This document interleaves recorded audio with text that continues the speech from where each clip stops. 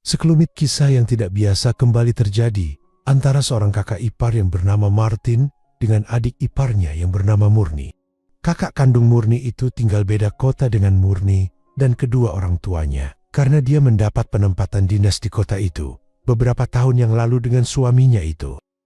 Nah, pada saat Murni memasuki jenjang pendidikan perkuliahan, kebetulan dia itu diterima di salah satu universitas yang adanya di kota di mana kakaknya, yaitu Riana dan suaminya itu tinggal.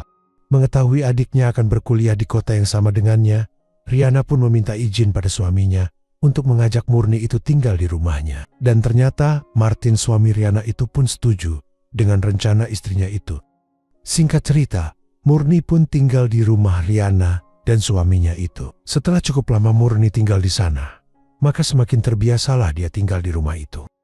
Suatu hari, kakaknya Murni itu mendapatkan tugas atau dinas keluar kota untuk beberapa hari. Dikarenakan Riana yang sedang berdinas keluar kota itu, maka suatu malam di rumah itu hanya ada Martin dan Murni adik iparnya itu. Sedangkan putra satu-satunya Martin yang masih SMP itu tinggal di sebuah pondok. Sedangkan Pak Rudi, yaitu sopir pribadinya itu, seperti biasanya dia sudah pulang ke rumahnya.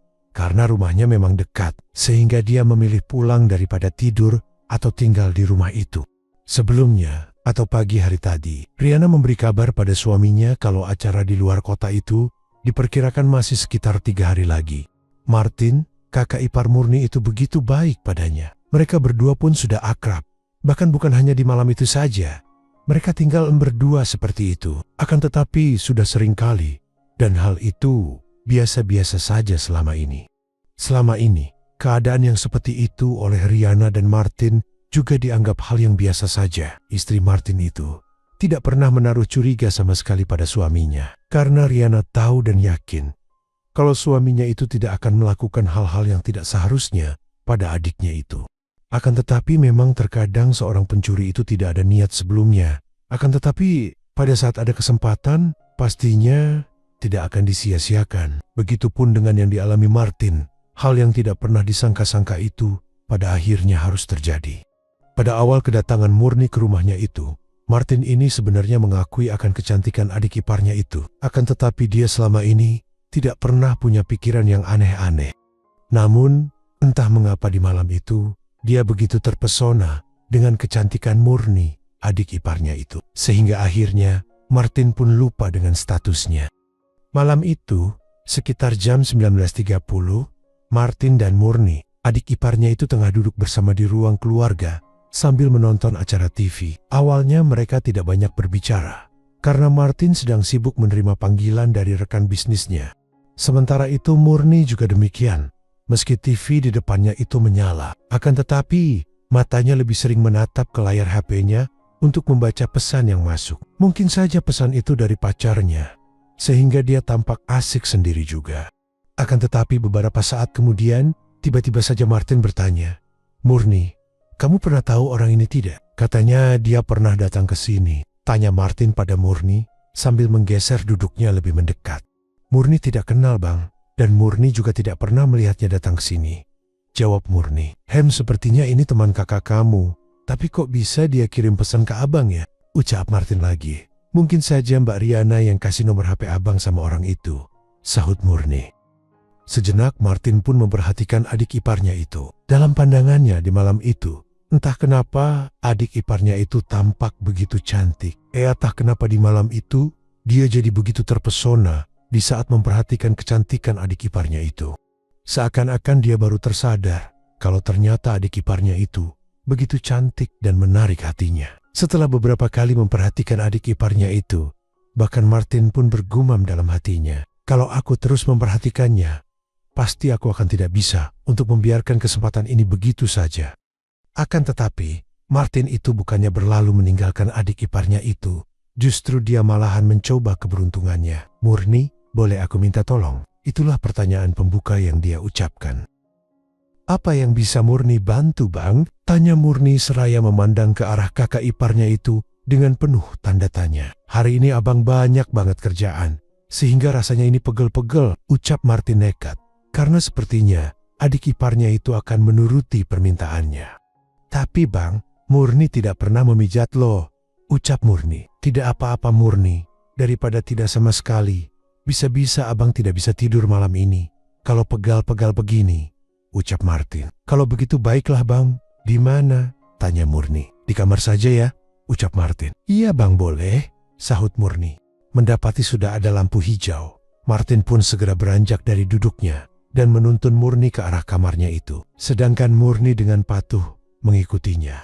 Mungkin Murni saat itu berpikir, kalau dia menolak, Murni merasa tidak enak karena sudah ikut tinggal di rumah itu. Sesampainya di kamar, Martin pun langsung mengambil lotion dan menyerahkannya pada Murni seraya berkata, "Pakai lotion saja ya Murni." "Iya bang," jawab Murni dengan segera saja.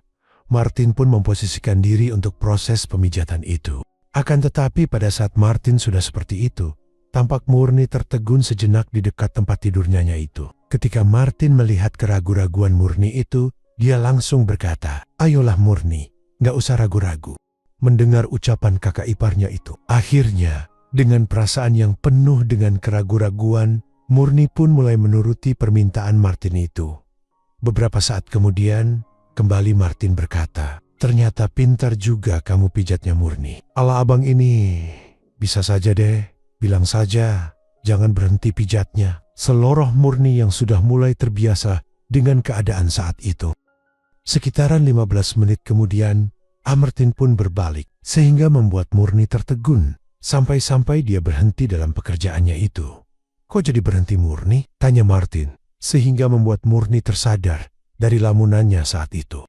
"Iya bang, maaf, tapi bang," ucap Murni agak terputus-putus dan tidak menyelesaikan perkataannya itu karena dia agak ragu. "Kenapa sih, Murni?" tanya Martin sambil tangan kanannya memegang tangan Murni serta menggoyahkannya. Perlahan dengan maksud agar dia tidak ragu untuk terus membantunya.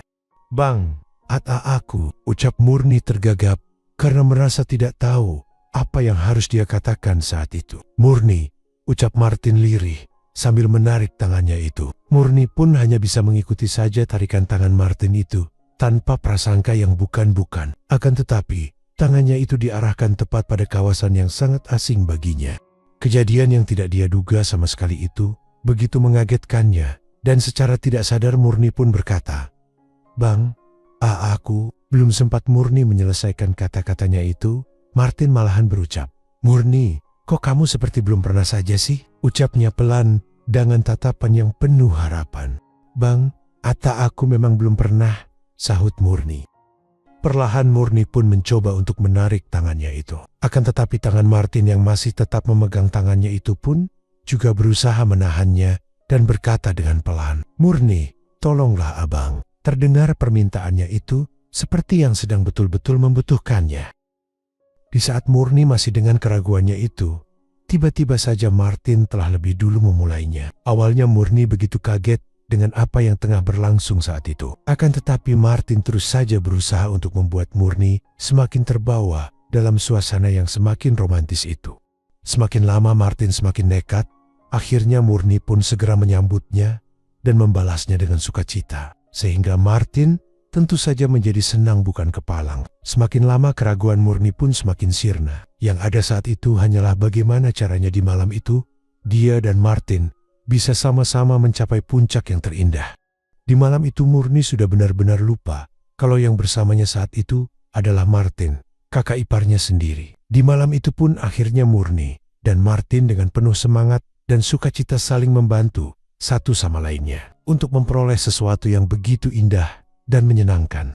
Apa yang terjadi di malam itu, mereka berdua ulangi beberapa kali. Hingga menjelang ayam berkokok, acara yang menyenangkan itu pun mereka sudahi dengan berat hati. Malam itu Martin sangat senang sekali karena telah mendapatkan nutrisi yang mujarab. Karena masih benar-benar asli dari adik iparnya itu selama istrinya berada di luar kota dalam rangka dinas. Sementara itu Murni juga merasa begitu bahagia karena telah memperoleh satu pengalaman yang tidak akan pernah dia lupakan selama hidupnya. Bahkan sekembalinya Riana istri Martin itu dari luar kota, Martin selalu berusaha untuk mencari-cari kesempatan bersama Murni. Singkat cerita, setelah masa kuliahnya selesai, Murni pun dengan berat hati harus pamit meninggalkan Martin untuk pulang ke rumah orang tuanya. Akan tetapi yang membuat Murni senang adalah ketika sebulan kemudian, Martin memberikan kejutan dengan datang ke kota di mana dia berada. Yang tentunya dengan alasan pada istrinya Clau, dia sedang ada bisnis ke kota itu. Akan tetapi, pada kenyataannya adalah Martin itu menelpon Murni terlebih dulu untuk bertemu di sebuah hotel yang tentunya Martin itu akan meminta JTH-nya. Untungnya sampai sekarang istri Martin dan kedua orang tua Murni itu tidak curiga. Hanya saja memang pernah sekali waktu kakak Murni itu telepon padanya dan mengatakan kalau merasa sedikit aneh karena setiap 5 bulan sekali suaminya itu selalu ada keperluan bisnis di kota itu.